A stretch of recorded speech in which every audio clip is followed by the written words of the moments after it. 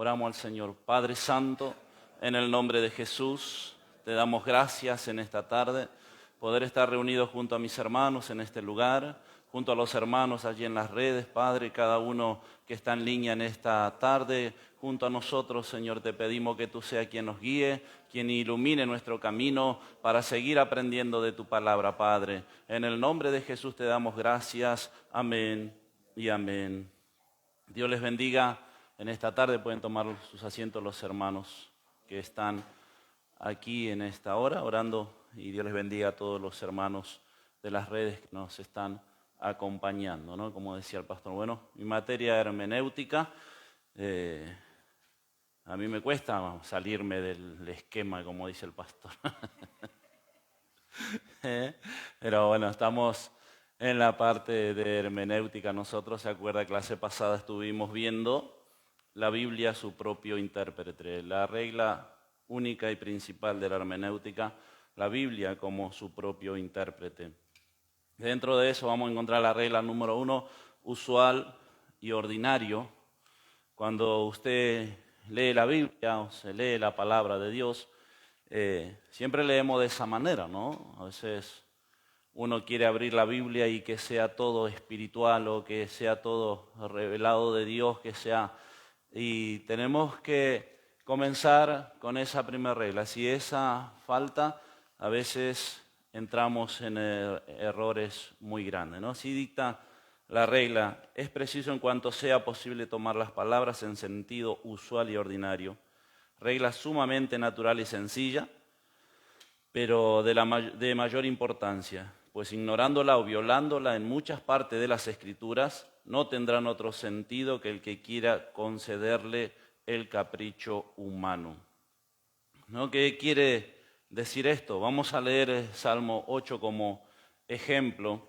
¿Qué es lo que quiere decir esto? Tenemos que descubrir lo simple, lo usual, lo ordinario, no todo tiene que tener un sentido espiritual. Así comenzamos a leer la Biblia. Luego los contextos, luego las palabras, nos va a ir guiando para ver qué tiene algo para nosotros o para nuestra vida espiritual. Salmo 8, porque bueno, algunos entran en esta parte y quieren todos allá, ¿no es cierto?, que el Señor, que se interpreta algo o el Señor le ilumine en algo, y a veces la Biblia entra en este sentido usual y ordinario, que es lo simple, lo común. Libro de Salmos, capítulo 8, versículo 6. Le hiciste enseñorear sobre las obras de tus manos, todo lo pusiste debajo de sus pies, ovejas y bueyes, todos ellos, y asimismo las bestias del campo, las aves de los cielos y los peces del mar, todo cuanto pasa por los senderos del mar. Oh Jehová, Señor nuestro, cuán grande es tu nombre en toda la tierra. Una alabanza, había un salmo, un himno, él estaba cantando, ¿no? Compuso este salmo, estas letras, y él estaba diciendo que el hombre, esto que tú creaste, esto tan insignificante, agradeciendo y dando honor a Dios, que lo puso sobre todo esto, ¿no? Se enseñorea de las cosas de esta tierra. Eso estaba diciendo el salmista, ¿no? Pero cuando violamos esta regla y nos salimos de esto, decía ya que alguno interpretó esto como que se imaginaba que la oveja y los bueyes eran los hombres, que las aves de los cielos, los peces, los incrédulos, ¿no? Y sacaban esto de contexto, no tiene nada que ver. David está acá, si usted lee bien la palabra, está diciendo y dando gracias a Dios y él decía, no hiciste menos que los ángeles, no hiciste de honor, y nos pusiste sobre ellos. Está hablando de la vida humana, algo común y sencillo. A veces no tiene la palabra algo tan espiritual, porque el autor, el escritor, escribió en este lenguaje usual y ordinario, y quedó así, de esa manera. No todo tiene que tener un sentido espiritual a veces, como algunos quieren interpretar los bueyes, las ovejas. En algunos casos sí, eso nos va a mandar cuando vayamos un poquito más adelante los contextos o las frases que nos rodean, ¿no? Pero Esta es una regla principal que no debemos violar. Cuando usted lee la Biblia, debe leer en ese lenguaje. El escritor se acuerda cuando vimos los obstáculos con los que nos íbamos a presentar. Uno eran el lenguaje, la filosofía de ellos, el tiempo donde ellos vivían, la época. Y bueno, este lenguaje usual y ordinario es el lenguaje común que ellos usaban. Y esto no quiere decir que, como alguno quiso interpretar y dijo, son los bueyes, son las ovejas, los hombres, los peces, las aves, los incrédulos, ¿no? Violando esta regla principal, también una de las primeras reglas es el sentido usual y ordinario. También no todo, si usamos esto, no todo debe tomarse literal, como muchos los hacen, y toman alguna palabra o algún versículo literal, como estábamos escuchando en la clase del pastor, ¿no? Atando a Satanás, atando a los demonios, y se toman ese versículo y se lo agarran para ello y piensan que es así. No todo, a veces tiene un sentido figurado algunas palabras. Vamos a leer algunos ejemplos. Génesis 6:12, y algún hermano puede leer. Pero téngase muy presente que el sentido usual y ordinario no equivale siempre al sentido literal. Es decir, no siempre debe tomarse al pie de la letra. Como se sabe, cada idioma tiene sus modos propios y peculiares de expresión, y tan singulares que si se traducen al pie de la letra se pierde o se destruye completamente el sentido real y verdadero. ¿Algún hermano encontró Génesis 6:12? Y miró Dios la tierra, y he aquí que estaba corrompida, porque toda carne había corrompido su camino sobre la tierra. Amén. Si aquí lo tomamos en sentido literal, como el Salmo 8, que significaba solo bueyes, ovejas, acá pierde el sentido de la palabra carne, el camino. ¿Qué les deja a usted? ¿Qué entiende usted por ese versículo? No nos deja absolutamente nada, ¿no? Pero si traducimos o lo tomamos a ese versículo en sentido figurado, carne como hombre y camino como creencias, camino como tradiciones, camino como costumbres, ¿qué nos deja? ¿No? Muévase toda carne, decía allá el libro de Génesis, ¿no? Génesis 6:12. Sí, ¿no? 6:12 estábamos leyendo. 6:12. Cuando labrares la tierra, sí. Y miró Dios la tierra, he aquí que estaba corrompida, porque toda carne había corrompido su camino sobre la tierra. Toda carne habría corrompido su camino. Se habían ido. Y ahora vamos a ver Romanos 3:12, ya aclarando esto. Entonces usted tiene que tener esta regla en primer lugar, ¿no? El sentido usual y ordinario, lo común, en sentido figurado ahora. Romanos 3:12, el apóstol Pablo tomaba y ya decía esto sin figura, decía esto claramente. ¿Qué significaba ese versículo? Todos se desviaron a una, se hicieron inútiles, no hay quien haga lo bueno, no hay ni siquiera uno. Todos se desviaron, eso estaba diciendo. Todos se corrompieron, ahora estaba diciendo ya sin sentido figurado, ahora estaba diciendo con palabras claras. El apóstol, un mismo salmo, él tomaba, ¿no?, de allá de un salmo, esos mismos versículos del Salmo 14, y él decía, no hay ni siquiera uno. Y por eso Dios, allá él decía que todo se había corrompido, no había uno sobre la faz de la tierra. Ya en el principio de la humanidad estaba todo corrompido, ¿no? A veces queremos tomar todo literal y de ahí tomamos y hacemos algunas doctrinas y creamos, ¿no? Algunos, como por allá dice un salmo, que el justo saltará de alegría, ¿no? Y por eso tenemos iglesias donde andan saltando, porque están con alegría, están con gozo.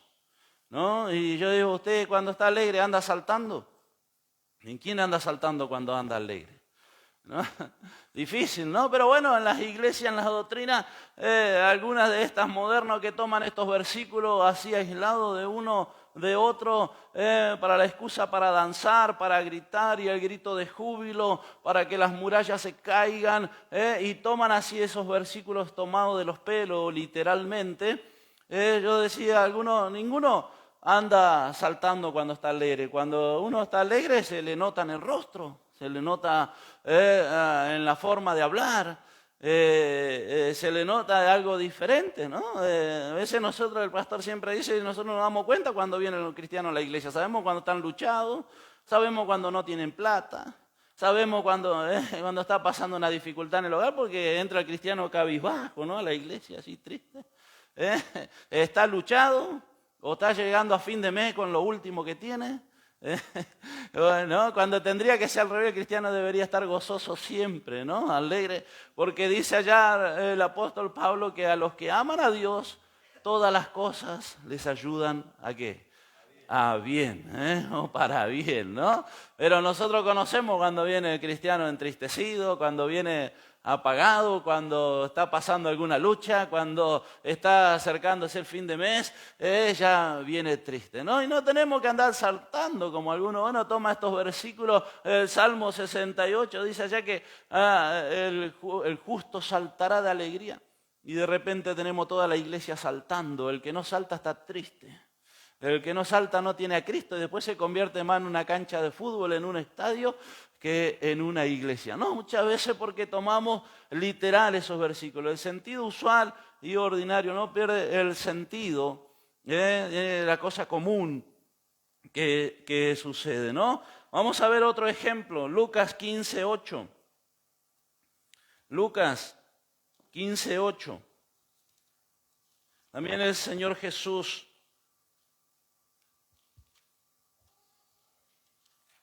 libro de San Lucas 15:8. ¿O qué mujer que tiene 10 dracmas, si pierde una dracma, no enciende la lámpara y barre la casa y busca con diligencia hasta encontrarla? ¿Qué nos dice ese versículo? ¿Qué le dice ese versículo si lo toma en sentido literal? Una mujer, una moneda, no tiene nada, ¿no? Ahora si lo tomamos en sentido figurado, ¿quién representa a la mujer? Para usted, ¿quién representa a la mujer? Los hermanos que están aquí. La mujer representa a Cristo. Lo tomamos en ese sentido.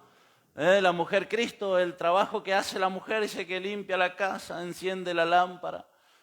Todo el trabajo que hace porque necesita encontrar esa dracma, esa moneda, porque tenía 10 pero le faltaba una, ahora tenía 9 en la mano, ¿dónde estaban las 10? Le faltaba esa dracma. ¿Quiénes representan la moneda? Eso perdido. El hombre, nosotros, el pecador, cuando un día encontró Cristo nos salió a nuestro encuentro. Y si lo tomamos en sentido literal no nos dice nada. Ahora cuando ponemos en sentido figurado, usamos este sentido común, vemos que la palabra va tomando luz, se nos va abriendo allá el entendimiento, vamos comprendiendo la palabra. No todo en sentido figurado, porque allá en el mismo libro de Lucas 19:10, el Señor lo dice clarito a esto. Él ya acá lo dice sin figura, sin parábola, lo dice con palabras claras en 19:10. Porque el Hijo del Hombre vino a buscar y a salvar lo que se había perdido. Amén. Ahora ya lo dice claro. Antes dijo allá y una mujer y habló allá esas palabras y alguno quizá no entiende, dice, ¿qué quiso decir con esto? ¿Qué estaba diciendo? Pero si esta es una regla principal que debemos tener cuando leemos la Biblia. No tomar un versículo para probar cualquier cosa. para atar a Satanás, a los demonios, para hacer un baile de una iglesia, de andar saltando, gritando, del grito de júbilo para que las murallas se caigan, ¿no? Toman versículos aislados y quieren formar una doctrina.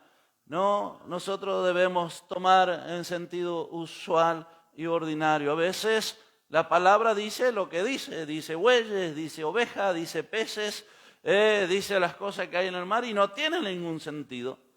Pero a veces sí es en sentido figurado porque era la época que ellos veían. Mire Apocalipsis.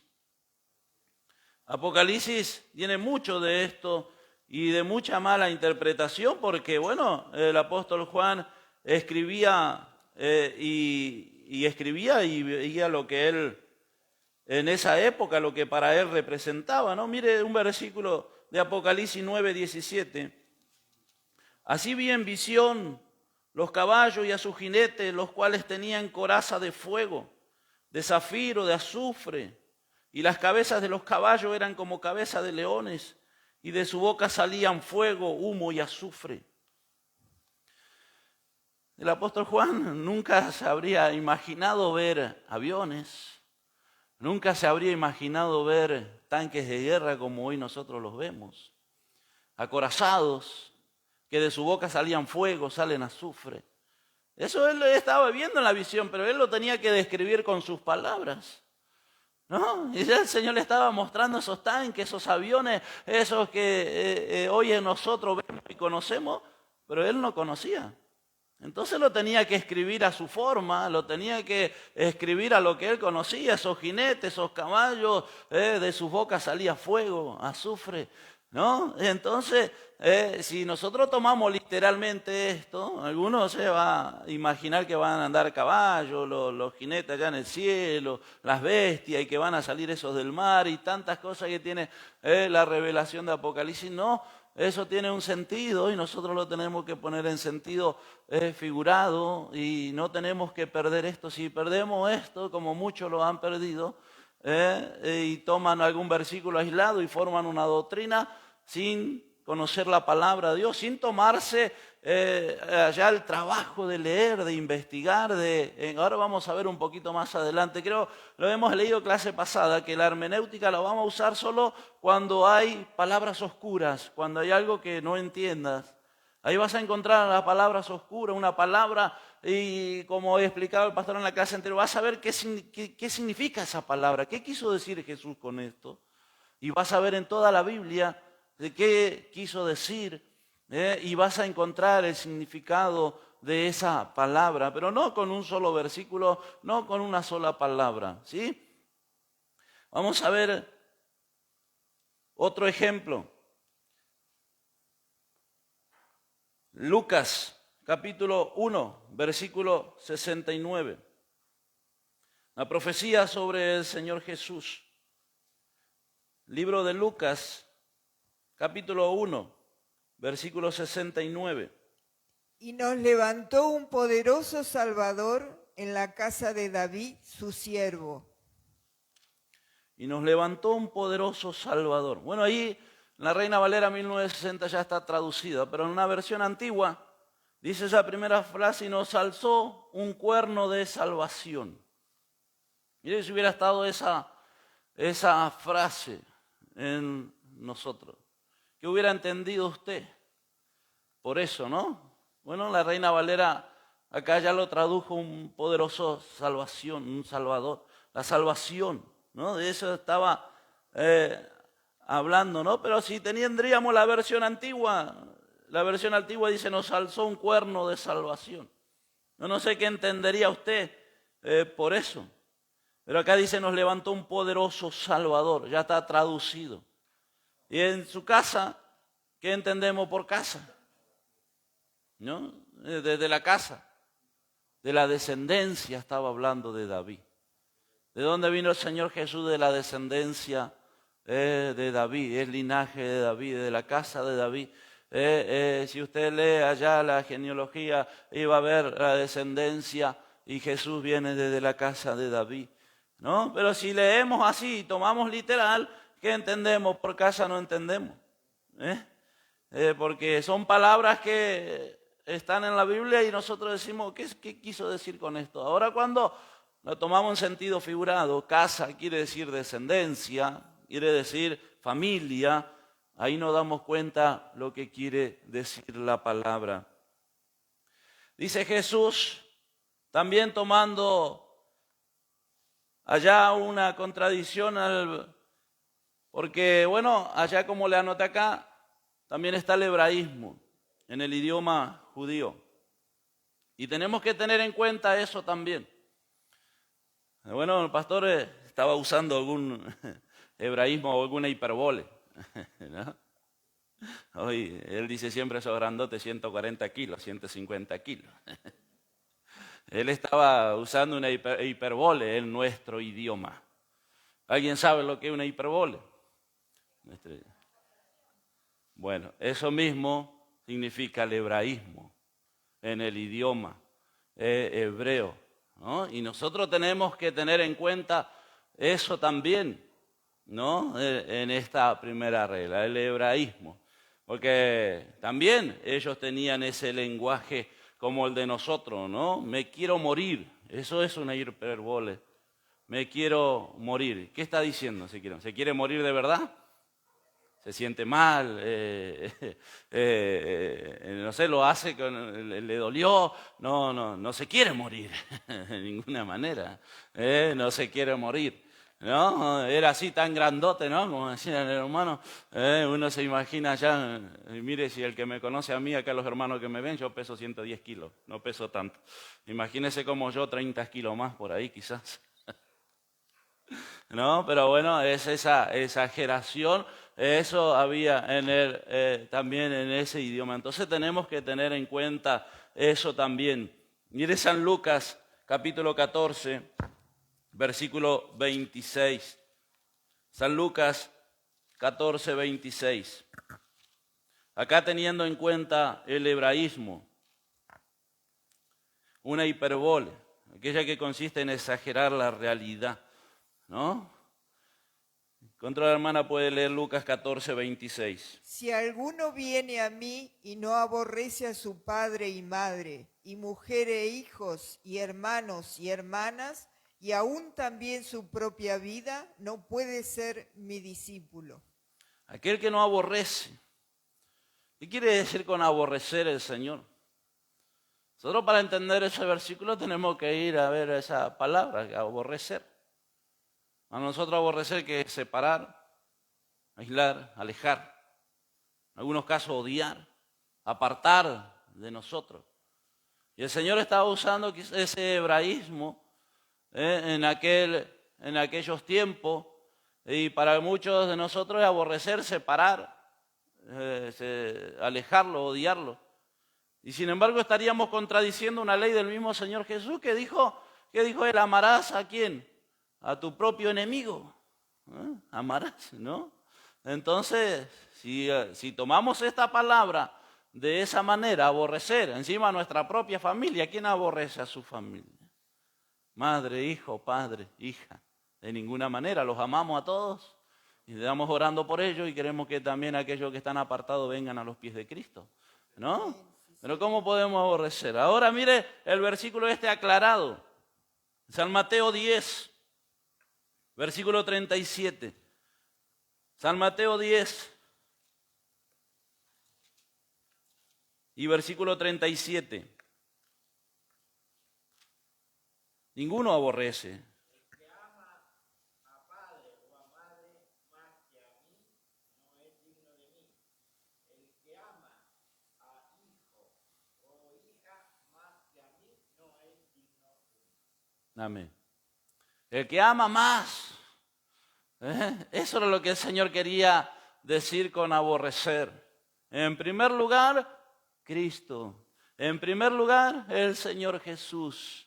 Y Él cuando dijo aquel que no aborrece padre, madre, hijo, hija, estaba diciendo aquel que ama más que a mí, a la familia. Aquel que pone en primer lugar la familia. Aquel que pone en primer lugar sus cosas materiales. Aquel que pone en primer lugar, eso estaba diciendo el Señor Jesús. ¿Se entiende, hermano? ¿Se entiende lo que es el hebraísmo? Cuando nosotros decimos eso nos cuesta un ojo de la cara. No estamos diciendo que te va a sacar el ojo, no, estamos diciendo que es algo caro. Eso es el hebraísmo, eso es lo que en nuestro idioma se llama hiperbole, aquel que exagera. Y nosotros cuando leemos la Biblia tenemos que tener en cuenta ese lenguaje también que ellos usaban. No vamos a odiar a nuestra familia, no los odiamos, los amamos, como decía recién, solo que en primer lugar, ¿quién está? El Señor Jesús. Él está en primer lugar en nuestras vidas, ¿no? Muchos no entienden esto y ponen primero la familia en primer lugar. Y yo siempre le digo que la familia sin Dios, la familia sin el Señor, ¿qué vale? Cero. ¿Su trabajo sin el Señor? Cero. Y así en nuestras vidas cotidianas no vale nada. En nuestro estudio sin el Señor, nuestra capacidad sin el Señor, nada, cero. Nada vale allá, ¿no? Todo lo que ponemos delante del Señor no vale nada. Nuestro vehículo sin el Señor, nada. Nuestra casa, el Señor, uno. ¿Qué pasa si ponemos al Señor delante? Ponemos al Señor Jesús acá. ¿No vale más? ¿No? Pero a veces nosotros ponemos primero las cosas materiales y no priorizamos las cosas del Señor Jesús. Eso estaba diciendo él cuando él decía aborrecer. No quiere decir que tenía que odiar o tenía que apartar a su familia, de ninguna manera. Oramos por ellos y ojalá, ¿no? Y hay promesa para aquellos que sirven a Dios de todo corazón y oramos por nuestros familiares, nuestros seres queridos. ¿Entendió esta parte de esta regla, esta pauta usual y ordinario? ¿Sí? Esto lo tenemos que tener en cuenta cuando leemos la Biblia. Si no tenemos en cuenta esto, no vamos a cualquier doctrina, no vamos a cualquier enseñanza.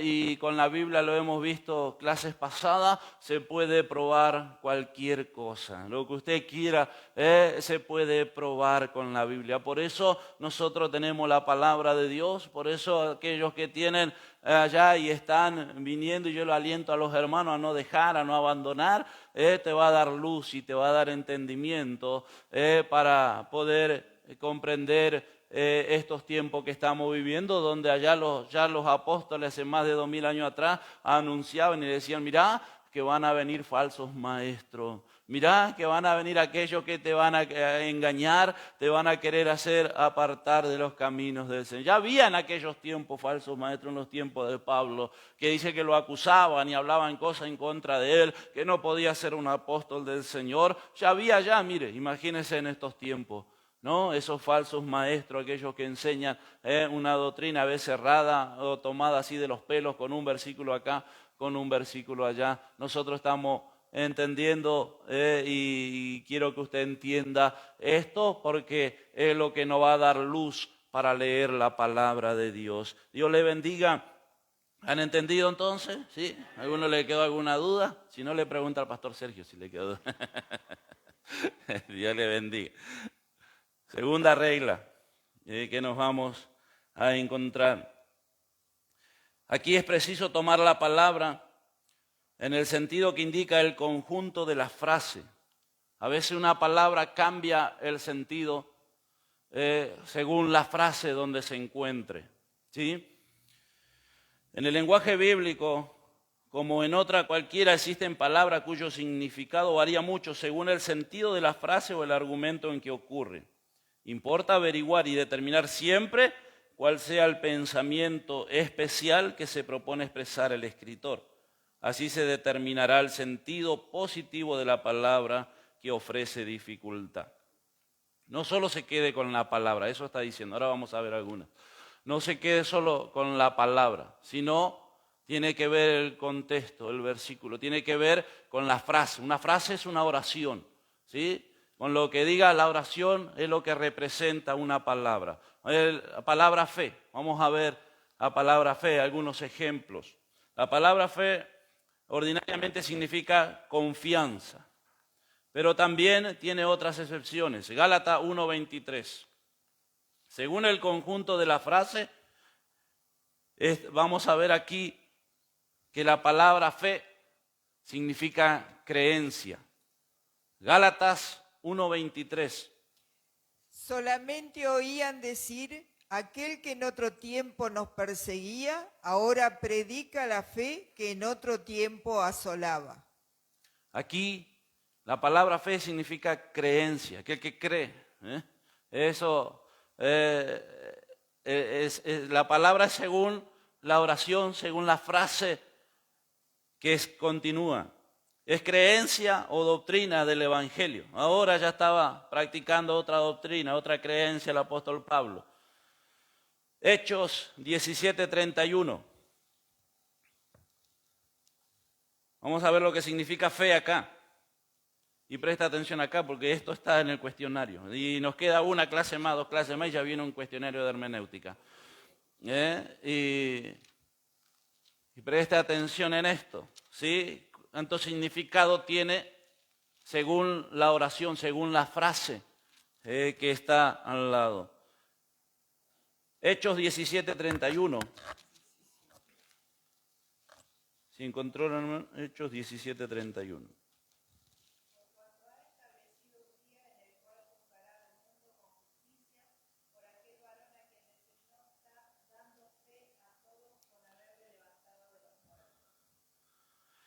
Hechos 17:31, sí. No era ese versículo, me parece. Sí, está bien. Sí, hermano. Estableció en el día en el cual el mundo la justificación y juzgará con justicia a aquel varón que designó el designio, dando fe a todos los que haberle levantado entre los muertos. Aquí la palabra fe significa prueba o demostración. Por la demostración de Cristo, ¿sí?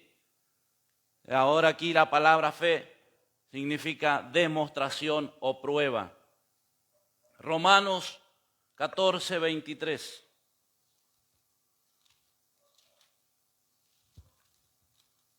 Romanos 14:23.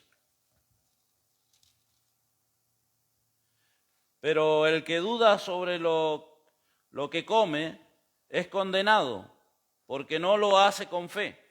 Y todo lo que no proviene de la fe es pecado.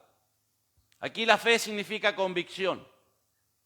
Aquí la palabra fe significa la convicción, el deber del cristiano, lo que tiene que hacer el cristiano. Eso significa la palabra fe acá. ¿Sí? Porque estaba hablando que algunos habían perdido las costumbres judaicas de la ley, porque ellos comían cierta clase de comida, carne, y ahora como se habían convertido, estaban conociendo al Señor, ya no practicaban ciertas cosas y no le interesaba a algunos. Pero otros que dudaban, otros que tenían allá medio que no sabían, entonces el apóstol le dice, practica con fe, con confianza, con convicción, creyendo lo que estás haciendo. No dudaban si era, si no era, si era así como le enseñaba. Aquí la palabra fe significa convicción o deber del cristiano. La palabra salud. Esto está acá en el cuestionario. Usted lo va a tener igual acá en la hoja, ¿sí? Y hay algunas preguntas en el cuestionario donde se encuentra esto. Por eso le dije que preste atención a esto. Que a algunos se les complica leer el cuestionario. A veces escuchándolo o teniendo sus propios apuntes, quizás les es más fácil que leer, ¿no? Pero si no, lo va a tener acá en la página, igual lo que estamos compartiendo. La palabra salud. O sea, la palabra, según una frase o lo que contiene, significa distintas cosas. ¿Sí? ¿Comprendió hasta ahí? Significan distintas cosas según la frase. Es la regla segunda. La palabra salud. Esta palabra se usa con frecuencia en el sentido de salvación del pecado. Pero también, además, tiene otros significados. Hechos 7:25. Libro de los Hechos, capítulo 7 y versículo 25. Pero él pensaba que sus hermanos comprendían que Dios les daría libertad por mano suya, mas ellos no lo habían entendido así. Amén. Guiado aquí por la palabra del conjunto, vemos que el significado de aquí de la palabra salud es libertad temporal. Distintos significados según la palabra. Romanos 13:11 de la palabra salud. Romanos 13:11.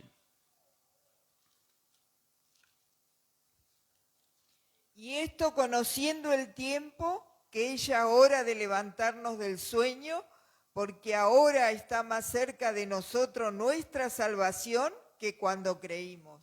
Amén. Aquí equivale a qué? La palabra salud. Salvación. A salvación, la venida de Cristo. Aquí equivale la palabra salud.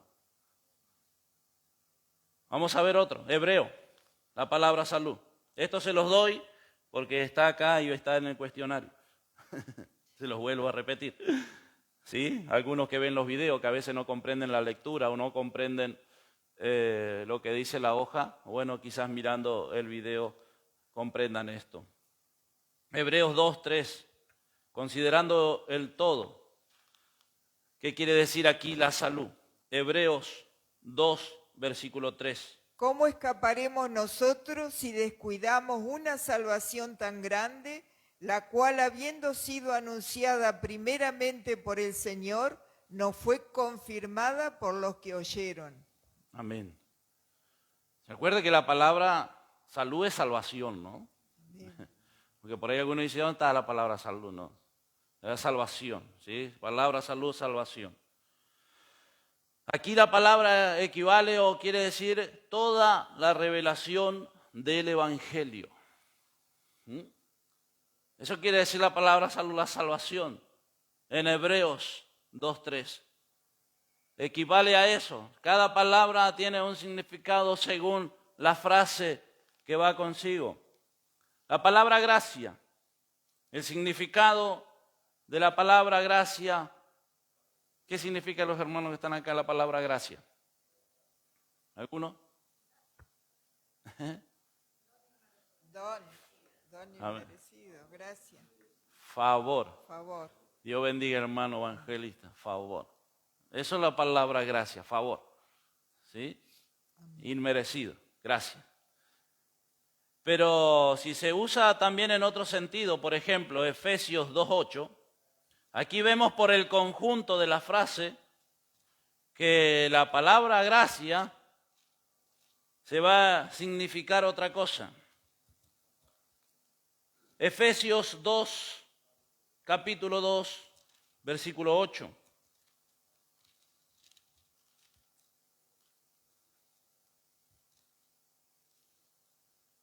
Efesios 2, Efesios 2, 8. 8, perdón. Sí. Porque por gracia sois salvos por medio de la fe, y esto no de vosotros, pues es don de Dios. Por la gracia sois salvos. Aquí significa misericordia, bondad de Dios. ¿Sí? La palabra gracia, el favor, es misericordia y bondad de Dios, manifestado a los creyentes sin mérito ninguno de parte de ellos.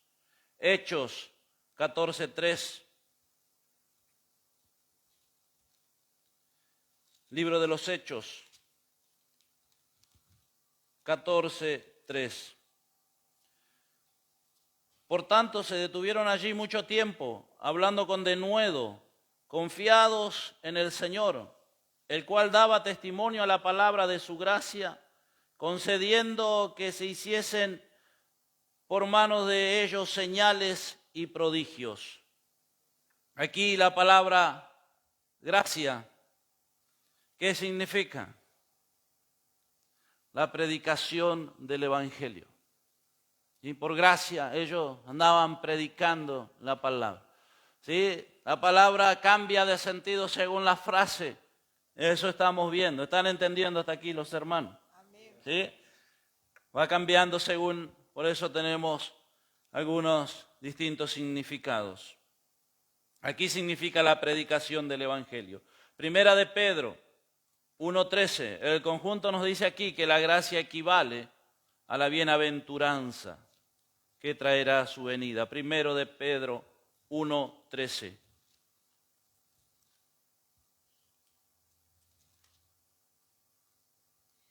Por tanto, ceñid los lomos de vuestro entendimiento, sed sobrio y esperad por completo en la gracia que se os traerá cuando Jesucristo sea manifestado. Amén.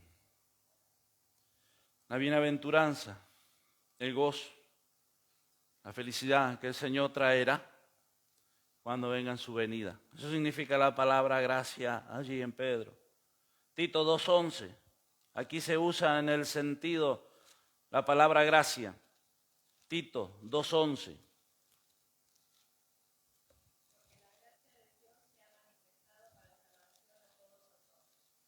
Se ha manifestado para enseñanza. Eso significa aquí la palabra gracia. Enseñanza del Evangelio. En Tito. Son algunas diferencias que va a haber, porque allá por ahí va a encontrar una pregunta: ¿cuántos significados tiene la palabra tal? Ya le voy dando un dato para que usted vaya entendiendo. Porque después hay algunos que se marean con las preguntas, no entiende. Eso va a encontrar en el cuestionario que viene de hermenéutica. Después de la otra clase quizás ya viene el otro cuestionario. Dentro de poco se le van a estar enviando algunos material de hermenéutica. Yo creo que voy a terminar a tiempo. El pastor no sé cuándo va a terminar. El año que viene quizás, no sé. Yo creo que llego con hermenéutica al tiempo programado, ¿no? Estamos viendo la palabra gracia. Hebreos 13:9. Hebreos 13:9.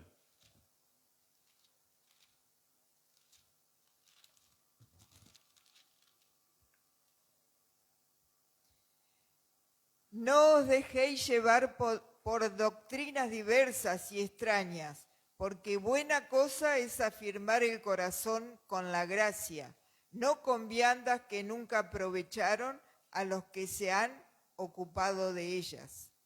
A ver, algún hermano, ¿qué significa aquí la palabra gracia? No importa que se equivoque, anímese igual. ¿Qué significa aquí la palabra gracia? No. Ahí está. Ahí está. La doctrina de Cristo. Las diversas enseñanzas. La doctrina de Cristo significa aquí la palabra gracia. Las doctrinas del Evangelio en oposición a las que tratan de viandas relacionadas con las prácticas judías, ¿no? Las otras doctrinas judías que había en aquellos tiempos. Aquí la palabra gracia significa doctrina del Evangelio. Vamos a la palabra carne. Ya en un ratito, nos quedan 2 palabras. Vamos a ver carne. En Romanos 3:20, usted va a entender bien que cada palabra tiene un significado. Cuando lleguemos casi al final vamos a ver los distintos símbolos que tiene la Biblia con estas cosas, con carne, con las aves, con algunos simbolismos que tiene la Biblia. Vamos a ver el significado para que usted comprenda cuando lee la Biblia, aplicar eso, y va a ver que le va a dar más luz y más entendimiento. Pero por ahora falta todavía. Vamos la palabra carne, Romanos 3:20. Vamos a hacer un poquito más rápido, así llegamos hoy con esta parte. Ya que por las obras de la ley ningún ser humano será justificado delante de él, porque por medio de la ley es el conocimiento del pecado. Aquí el conjunto indicaría que la palabra carne significa persona, nosotros, persona, como vimos ahí en Génesis al principio, ¿sí? La carne está hablando de la persona. Ezequiel 36:26. Profeta Ezequiel, capítulos 36, versículo 26.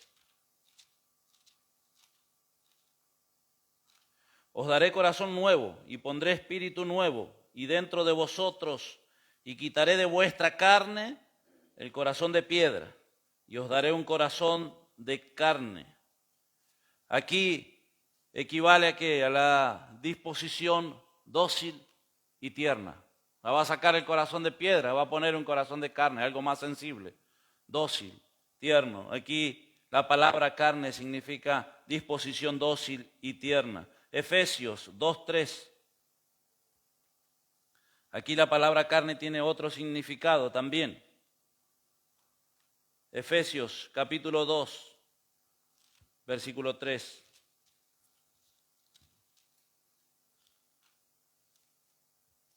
Entre los cuales también todos nosotros vivimos en otro tiempo en los deseos de nuestra carne, haciendo la voluntad de la carne y no de los pensamientos, y éramos por naturaleza hijos de ira, lo mismo que los demás. Amén. ¿Qué significa aquí la palabra carne? Sí. Sí, Gonzalo. Deseos sensuales, el sexo opuesto. Eso significa aquí la palabra carne. Los deseos de la carne, el carnaza que predica el pastor a veces, ¿no? ¿Se acuerda de esa palabra? Me quedan cuando él predica, ¿no? Dice, los carnazas, los deseos de la carne, los que están siempre, eso significa aquí en Efesios, los deseos sensuales, no sexuales, sensuales. Dice acá el estudio, la atracción, ¿no? El deseo por el otro del cuerpo, eso significa sensuales. Dice acá el estudio para que no se confunda, pues van a poner todo sexual, sensuales. Primera de Timoteo 3:16. Bueno, tiene relación, ¿no? Pero el estudio dice sensuales. Timoteo 3:16.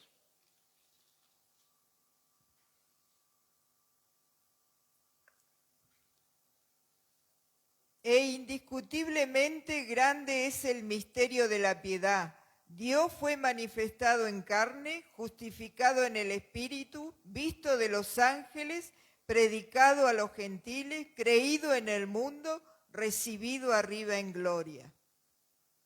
¿Qué significa aquí? Forma humana. Cristo. Amén. En forma humana. Aquí la palabra carne en forma humana. ¿Sí? Gálatas 3:3.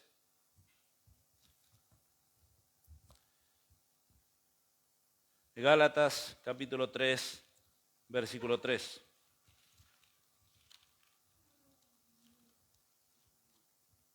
¿Está comprendiendo hasta aquí, hermano? Según la frase, tienen distintos significados las palabras y esto tenemos que tener en claro. Gálatas 3:3.